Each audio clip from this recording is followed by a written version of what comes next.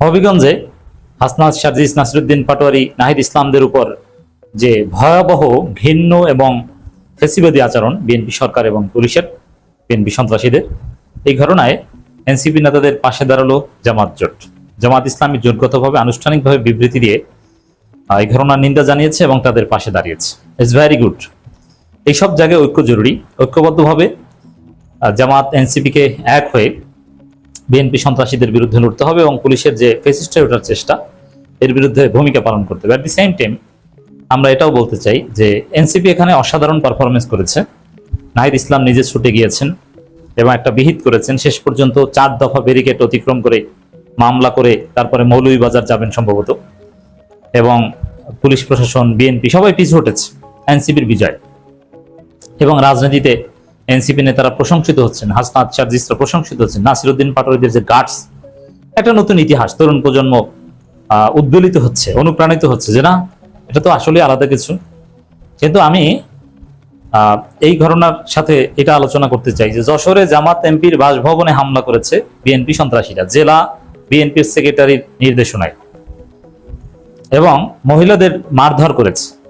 ইতিহাসে এরকম ঘৃণ্য ঘটনা আপনি খুঁজে পাবেন না, যে একজন রানিং এমপির বাসভবনে এভাবে মব করে, কার পার্কিং জোনে গান পাউডার ছিটিয়ে দেয় এবং মহিলাদের মারধর করে আসে, তাও মানসিক ভারসাম্যহীন মহিলাদের। এরকম নৃশংসতা আপনি দ্বিতীয় আর দেখাতে পারবেন কিনা সন্দেহ আছে।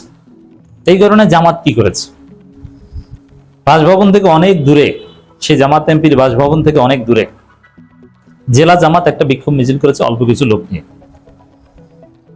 কিন্তু সেন্ট্রালি জামাত তো কিছুই করতে পারেনি। গোলাম পরোয়ার একটা বিবৃতি দিয়েছেন, ঘটনা ওখানেই শেষ, কাউকে ধরার নাম গন্ধ নেই এখন পর্যন্ত। আমি যখন কথা বলছি ওই ঘটনার প্রায় 30-35 ঘন্টা পর, কিন্তু কাউকে গ্রেপ্তারের কোনো নামগন্ধ নাই। ওরকম কোনো কার্যকর মামলা হয়েছে বলেও আমাদের কাছে তথ্য নাই, এবং মিডিয়া থেকে ওটা ব্ল্যাক আউট। সোশ্যাল মিডিয়াও এটা বেশিক্ষণ আলোচনায় জামাত রাখতে পারেনি। যারা হামলা করেছে তারা জিতে গেছে।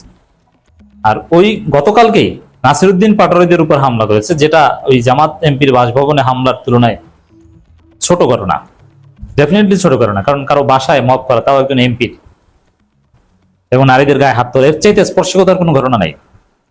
তো এই ঘটনায় সেন্ট্রাল জামাত কি করেছে? নাহিদদের মতো আমিরে জামাত যে সেখানে বসে পড়েন, বিরোধী দলীয় রাজনীতি করতে হলে আপনাকে রাস্তাঘাটে বসে পড়তে হবে, তারপরে আপনি এক পর্যায়ে প্রধানমন্ত্রী হবেন। আপনার বয়স যাই হোক, আপনি আমিরে জামাত সম্মানিত, কিন্তু প্রয়োজনে আপনাকে রাস্তায় শুয়ে পড়তে হবে, পুলিশের সাথে ধাক্কাধাক্কি করতে হবে। এটা বাংলাদেশের রাজনীতি। যদি এটা করতে না পারেন তাহলে আপনাদেরকে অতিক্রম করে এনসিপি প্রধান বিরোধী দল হবে। আপনাদেরকে কিভাবে ডিমিন করে, কিভাবে রাজনীতি থেকে মাইনাস করে বনসাই বানিয়ে দেবে আপনি কল্পনা করতে পারবেন না। এই যে দেখেন না, গাজী নজরুল, আবার সাতক্ষীরার পটুয়াখালীর এক জামাত নেতা, এরকম অনেক ঘটনা ধীরে ধীরে ধীরে ধীরে আসবে। আবার জামাত ভেঙে দেয়, নানান ভাবে জামাতকে এমন কায়দা করবে যে এনসিপির চেয়ে ছোট হয়ে যাবে। অতএব জামাতকে যদি ক্ষমতায় যেতে হয়, মিনিমাম বিরোধী দল হিসেবে যদি টিকে থাকতে হয়, তাহলে যশোর যেতে হবে।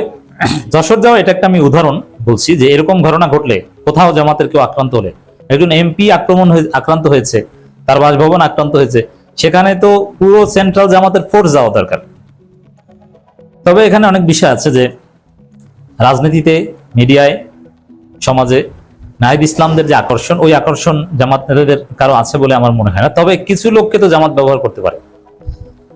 যেমন ওই যশোর অঞ্চলের যিনি অঞ্চল পরিচালক, তিনি যদি একটা ফোর্স নিয়ে জামাত এমপির বাসভবনে যান এবং ওই এলাকায় মামলা নিতে হবে, নইলে এখান থেকে আমরা নড়ছি না, পুলিশ বাধা দিলেও দেখে ছাড়বে, কার বিরুদ্ধে মামলা নিতে হবে? জেলা বিএনপির সেক্রেটারির বিরুদ্ধে, কারণ তার নির্দেশনা হয়েছে। এই কাজ জামাতের ওই অঞ্চল পরিচালক, কেন্দ্রীয় নেতা, তিনি কিছুতেই করতে পারবেন বলে মনে হচ্ছে না। তাকে ঘিরে ওইরকম মিডিয়ায় হাইপ তৈরি হবে না, পুরো জাতির দৃষ্টি সেদিকে থাকবে না। এটা কে করতে পারেন তাহলে? যদি এখানে ডক্টর শফিকুল ইসলাম মাসুদ এবং সাদিক কায়েম যান, তাহলে দেখবেন যে আজকে হবিগঞ্জে যেরকম পুরো বাংলাদেশের দৃষ্টি ছিল হবিগঞ্জের দিকে, সবাই বিএনপিকে গালাগালি করেছে, বিএনপি চাপ ফিল করে, এবং বিএনপির সেই বালু ট্রাকের গ্লানি সামনে এসেছে, অটোমেটিক্যালি ভাইরাল হয়ে গেছে। লজ্জিত হয়ে বিএনপি এক পর্যায়ে পিছু হটেছে। তো যশোরে জামাত এরকম একটা কাজ করেন, দেখেন শফিকুল ইসলাম মাসুদ এবং সাদিক কায়েমদের নিয়ে যশোরে জামাত এমপির বাসায় যান, তারপরে মামলা করে মামলা নিতে পুলিশকে বাধ্য করেন এবং আলটিমেটাম দিয়ে আসেন যে এই কয়েক ঘন্টার মধ্যে গ্রেপ্তার করতে হবে। এরকম রাজনীতি করেন, যদি করতে না পারেন তাহলে আমি নিশ্চিত আপনি কল্পনা করতে পারেন না জামায়াতের মতো এত বড় একটা দল। একবার দেখেছেন না 2008 সালে ডিপ স্টেট আপনাদের কি করেছিল রাজনৈতিক ভুলের কারণে? বিরাট দলকে 2টা আসন ধরিয়ে দিয়েছিল। ওরকম আপনার অনেক কর্মী সমর্থক, অনেক কিছু, বিরাট দল, কিন্তু দেখবেন যে এনসিপি আপনার সাথে বেশি সিট পেয়েছে। অদূর ভবিষ্যতে এটা হবে যদি জামাত সঠিক রাজনীতি করতে না পারে। জামাত এমপিরা যদি এইভাবে ইউএনও কে স্যার স্যার বলে ফুল দিয়ে শুভেচ্ছা জানায়, আর এমপির বাসভবনে হামলার বিরুদ্ধে মামলা নিতে না পারে, কাউকে গ্রেপ্তার করাতে না পারে, আপনার রাজনীতির এই বনসাই হয়ে যাবে। এই জন্য আমরা মনে করি যে রাজনীতিতে অসমভাবে উঠে আসলে ভারসাম্য নষ্ট হয়। বাংলাদেশের রাজনীতিতে জামাত প্রধান বিরোধী দল হিসেবে ফিট এবং ভবিষ্যতে ক্ষমতা যাওয়ার যোগ্য।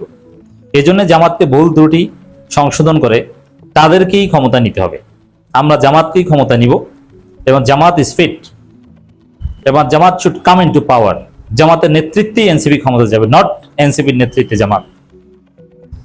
এই জায়গায় জামাতকে এইসব বিষয় এখন থেকে ভালোভাবে ডিল করতে হবে, দফারফা করতে হবে। দর্শক দেখেন বিবৃতি, হবিগঞ্জে জাতীয় নাগরিক পার্টি নেতাদের গাড়ি বহরে হামলা ও বিরোধী দলীয় চিফ হুইপ সহ নেতৃবৃন্দকে রাস্তায় পুলিশ কর্তৃক হেনস্থার তীব্র নিন্দা প্রতিবাদ 11 দলীয় ঐক্যের। গত 28 জুলাই মঙ্গলবার হবিগঞ্জে জাতীয় নাগরিক পার্টির মুখ্য সমন্বয়ক নাসিরুদ্দিন পাটোয়ারি ও উত্তরাঞ্চলের মুখ্য সংগঠক সার্জিস আলমের গাড়ি বহরে হামলা এবং 29 জুলাই মৌলভীবাজার থেকে হবিগঞ্জ যাওয়ার পথে বিভিন্ন স্থানে বিরোধী দলীয় চিফ হুইপ জনাব নাহিদ ইসলাম ও এনসিপির জ্যেষ্ঠ নেতৃবৃন্দকে পুলিশ কর্তৃক বাধাদান ও হেনস্থার ঘটনার তীব্র নিন্দা ও প্রতিবাদ জানিয়ে 11 দলীয় ঐক্যের সমন্বয়ক ও বাংলাদেশ জামাত ইসলামের সহকারী secretary general doctor HM. Hamidur Rahman Azad এক বিবৃতি প্রদান করেছেন। বিবৃতিতে তিনি বলেন, গত 28 জুলাই মঙ্গলবার সন্ধ্যা 7টার দিকে হবিগঞ্জ শহরের কোর্ট মসজিদ ও জেলা প্রশাসক কার্যালয়ের সামনে জুলাই পদযাত্রা 2026 কর্মসূচি শেষে ফেরার পথে জাতীয় নাগরিক পার্টির শীর্ষ নেতৃবৃন্দের গাড়ি বহরে সন্ত্রাসী হামলা ও ভাঙচুর চালানো হয়। ওই হামলার প্রতিবাদে 29 জুলাই বুধবার হবিগঞ্জে এক কর্মসূচিতে যোগ দিতে যাওয়ার পথে 144 ধারা জারি করে মৌলভীবাজার, শ্রীমঙ্গল সহ বিভিন্ন স্থানে বিরোধী দলের চিফ হুইপ ও এনসিপির আহ্বায়ক জনাব নাহিদ ইসলাম এমপি সহ এনসিপির জ্যেষ্ঠ নেতাদের পুলিশ কর্তৃক আটকে দেয় এবং গণতান্ত্রিক অধিকার হরণের শামিল। আমরা এই ধরনের আচরণের তীব্র নিন্দা জানাচ্ছি। একই সঙ্গে দায়ীদের চিহ্নিত করে দ্রুত আইনানুগ ব্যবস্থা গ্রহণের দাবি জানাচ্ছি। জামাত জোটের জোরালো অবস্থান। তো দর্শক, এখন যশোরে জামাতের বিষয়েও জামাত এমপির ওই ঘটনাও এনসিপির ভূমিকা, এটা ইনসাফের দাবি। ডক্টর হামিদুর রহমান আজাদ বলেন, জুলাই অভ্যুত্থানে জনগণ রাজনৈতিক দল বাক স্বাধীনতা ফিরে পেয়েছে। রাজনৈতিক বক্তব্যের কারণে কারো উপর হামলার স্থান গণতন্ত্রে নেই। কারো বক্তব্য যদি আক্রমণাত্মক হয় তবে এর জবাব রাজনৈতিকভাবে দিতে হবে, কিন্তু কথার জবাব সন্ত্রাসের মাধ্যমে দেওয়া পূর্বের ফেসিবাদী মানসিকতার বহিঃপ্রকাশ। আচ্ছা, নাসিরুদ্দিন পাটোয়ারির কথায় নাকি সমস্যা, ঠিক আছে, আপনি মামলা করেন, কিন্তু আপনি হামলা করবেন, এটা কোন ধরনের জঙ্গলি আচরণ? এই জঙ্গলি আচরণ করছে বিএনপি, তাহলে মামলা করেন।